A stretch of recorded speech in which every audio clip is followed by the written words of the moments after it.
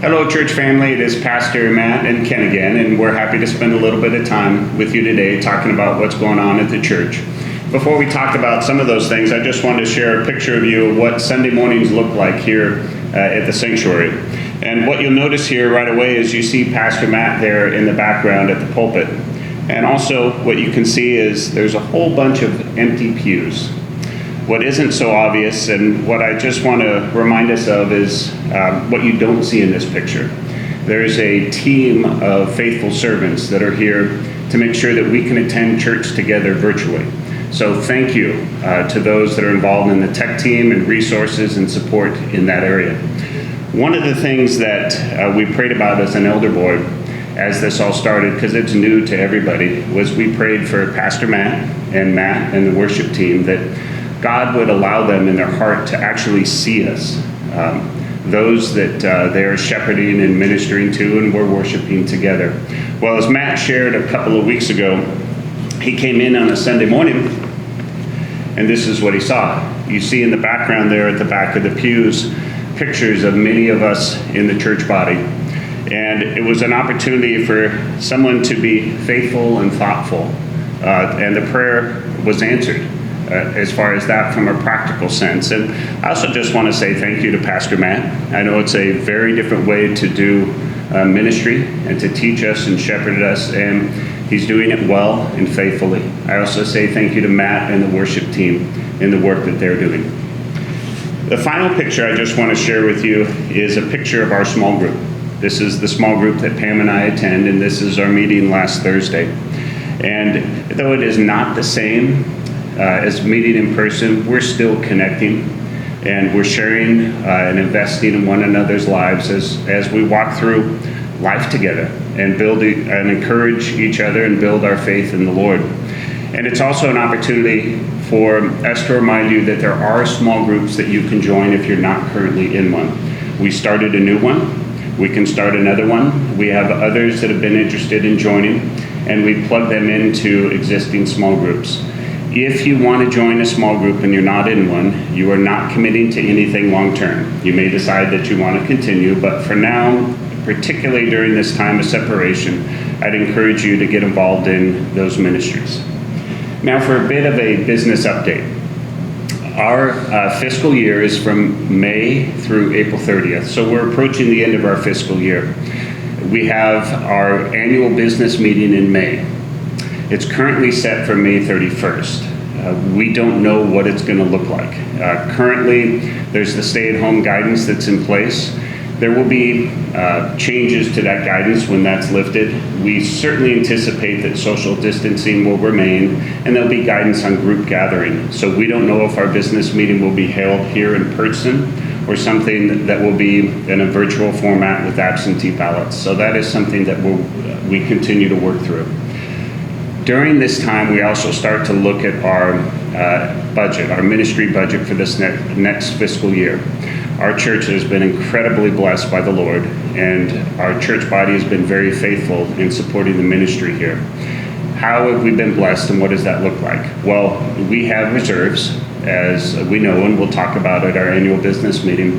And also, we don't have a mortgage or a lease. That is such a blessing. It's always a blessing, but particularly at this time, it is a great blessing. For our budget planning process for this year, I do want to share with you that we are not projecting any cuts in ministry support or funding. We are, however, suspending some facility improvement projects that we had in place. Some of these were large projects we talked about at our January meeting, for instance, doing some remodeling to the fellowship hall and things along that line. So we are going to suspend those plans. They're not canceled. We could always pick them up as a church body if things get back to normal quicker than we anticipate. That does not impact facilities maintenance. You know the saying that you can save a nickel now and spend $1 later. We're not going to go down that path. What does ministry look like coming up in the summer? VBS, how is the guidelines going to impact VBS? Summer dinners, youth camps, those we don't know the answer to. But what we're doing at this point is we are planning as if they will not have an impact to the budget fiscally. So I wanted to share that with you. If there's any questions or anything you would like to talk about during this time, certainly just reach out to us and we'd love to engage. And the last point I just want to talk about is related to offerings. You can continue to give online or through the mail with checks. What we do ask at this point is please don't send in cash if possible.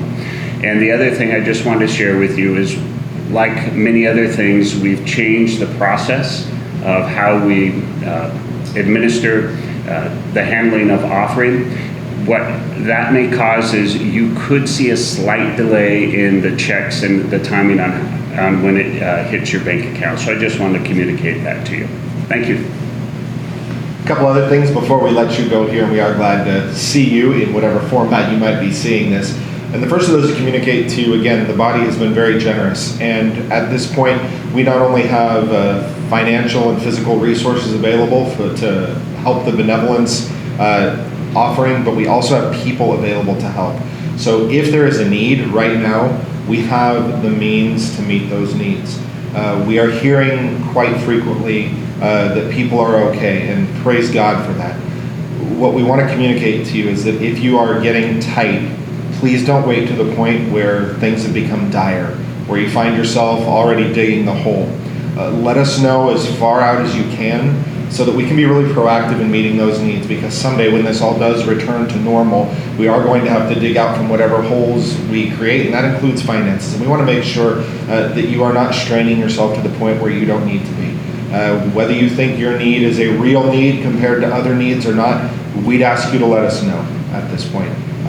We know that they're out there, and we want to be very faithful as we can to meet those needs. So if you do have a need, again, care@chapelcity.church, or you can reach out to your small group leader or even me or Ken personally if it's something you want to just talk one-on-one. We'd love to walk you through that. Another thing, needs that might be out there, practical needs, things like prescription and grocery pickups. That's not necessarily a financial need, but certainly we want as few people out of their house as possible. We want to help administer and facilitate the requests of the government. So if there's something that we can do to pick up for you, we have, again, a small group available to do those things for you, to limit the number of people on the roads and in the stores, and certainly those of us who are in the more vulnerable categories. We want to serve you by going and doing those things for you. Again, care@chapelcity.church. There are no small errands. We will make sure that we serve you in that area. Another need that's come up that none of us would have thought was a need, perhaps even 2 or 3 weeks ago, is the idea of masks. Right now, they're not mandatory. They are recommended. We might move to the point where it is mandatory to wear a mask as you go out, as you go into the store, to handle whatever other business you need. The problem is that when those become mandatory, they also become non-existent as far as the supply goes. If you find that you're in need of a mask, we do have some people in the church body that God has gifted with the talent and the creativity to make the masks. If you need one, reach out and let us know. We will do our best to facilitate you getting a mask. Or again, if it means somebody running an errand for you while we fill that gap, then we'll do that as well. But please reach out even with that specific need that's going to start to come up. And finally, what we're asking for is your help. Will you tell us the stories of how God has been good to you during this? The time when you were lonely and you just happened to get a phone call from somebody in the church that was thinking of you. The need that you didn't even speak yet, but somebody reached out and met. Again, they're stories that we know are happening, and we would love to share those. One of the dangers of our time of isolation is that we begin to only see our circumstances. When God is working powerfully in many ways, ministry is thriving. It's not just happening, it's actually thriving right now. And we want to know about those things, and we want to share those things, because you need to be as excited about what God is doing as we are. We don't know the whole picture, and we might never know the whole picture, and we don't need to know the whole picture. But God is showing us His goodness, His grace, His mercy, His faithfulness in 1,000 small ways every single day. And we want you to be a part of that, and we want you to know about that as much as we're able to. So if you have one of those God stories, send it along to us. info@chapelcity.church. Call the office, leave it on the voicemail, text me, email me. We'd love to get those in front of people so that they can be encouraged as well. Thanks so much for your time. Thanks for watching with us, and we hope to see you soon. Until then, know that we love you and we're praying for you. God bless.